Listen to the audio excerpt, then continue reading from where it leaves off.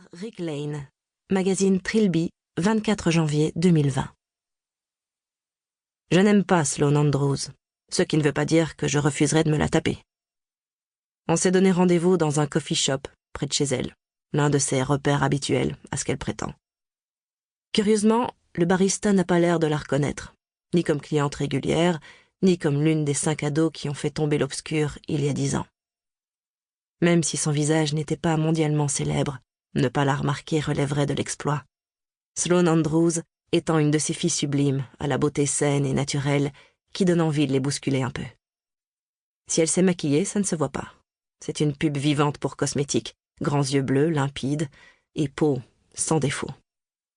Elle porte une casquette, des Cubs de Chicago, dans laquelle elle a coincé sa longue queue de cheval, un t-shirt gris, qui la moule juste là où il faut, un jean déchiré qui met en valeur de longues jambes fuselées et des baskets. Le genre de tenue qui affiche qu'elle n'en a rien à cirer des fringues, ni même du long corps mince et tonique glissé dedans. Eh bien, je la crois. Je n'ai aucun mal à croire qu'elle se fout totalement de tout, en particulier de me rencontrer. Au départ, elle ne voulait même pas m'accorder cette interview. Elle n'a soi-disant accepté que parce que Matthew Weeks, son petit ami et autre élu, lui a demandé de soutenir le lancement de son livre. L'élu cherche sa voix, à paraître le 3 février 2020. Lors de nos premiers échanges à propos de cette interview, elle ne savait pas trop où on pourrait se rencontrer.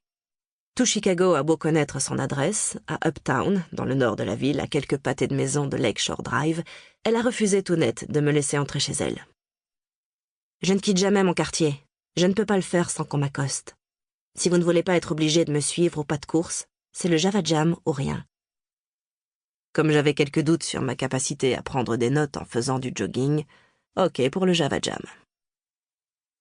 Son café commandé, elle ôte sa casquette et ses cheveux se répandent autour de son visage comme si elle tombait à la renverse sur un lit. Quelque chose dans ses traits, peut-être ses yeux, un peu trop rapprochés, ou sa façon de pencher vivement la tête sur le côté quand ce qu'on lui dit ne lui plaît pas, lui donne un air d'oiseau de proie. D'un simple regard, elle a inversé le rapport de force et c'est moi qui me retrouve sur la défensive. Tandis que j'hésite sur ma première question, alors que la plupart des gens souriraient pour me mettre à l'aise, Sloane se contente de me fixer. « C'est bientôt le 10e anniversaire de votre victoire sur l'Obscur. Comment vous vous sentez ?»« Comme une survivante. » Le ton est tranchant, un peu agressif. « Pas de sentiment de triomphe ?» Question suivante.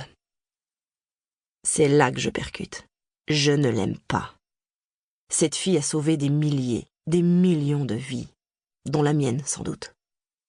À 13 ans, elle a été désignée par une prophétie comme l'une des 5 jeunes destinées à vaincre un être tout-puissant, d'une nature purement maléfique. Elle a survécu à plusieurs affrontements avec l'Obscur, y compris un bref enlèvement, dont elle n'a jamais voulu parler, et en est sortie saine et sauve à 18 ans, superbe, et au sommet de la gloire. Cerise sur le gâteau, elle est en couple avec Matthew Weeks, Golden Boy, et élu parmi les élus globalement considérés comme peut-être bien le gars le plus gentil de la Terre. Il n'empêche que je n'aime pas Sloane. Et elle s'en fout comme de sa première chemise.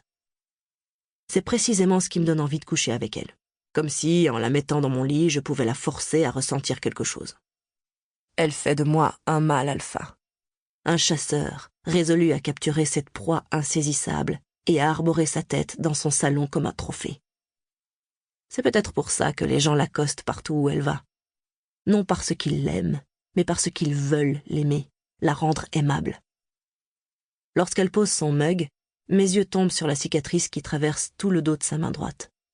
Large, noueuse, en dents de scie. Sloane n'a jamais dit comment elle l'avait eue, et ne me l'avouera pas davantage, mais je me dois de lui poser la question. Coupure de feuilles de papier. Je ris, supposant que c'est censé être une blague. Puis je lui demande si elle va aller à l'inauguration du monument de la décennie, une œuvre d'art, érigée sur le lieu de la défaite de l'Obscur, et elle me répond que ça fait partie du taf, comme si elle parlait d'un boulot derrière un bureau et non d'un destin. Ça n'a pas l'air de vous emballer? Mince, ironise-t-elle. Qu'est-ce qui m'a trahi? Avant l'interview, j'ai demandé à quelques amis ce qu'ils pensaient d'elle, pour me faire une idée de la façon dont le citoyen lambda perçoit Sloane Andrews. L'un d'eux m'a répondu qu'il... Pour continuer à écouter ce livre audio gratuitement, cliquez sur le lien dans la description et vous pourrez l'écouter en entier sans frais grâce à l'essai de 30 jours d'Audible.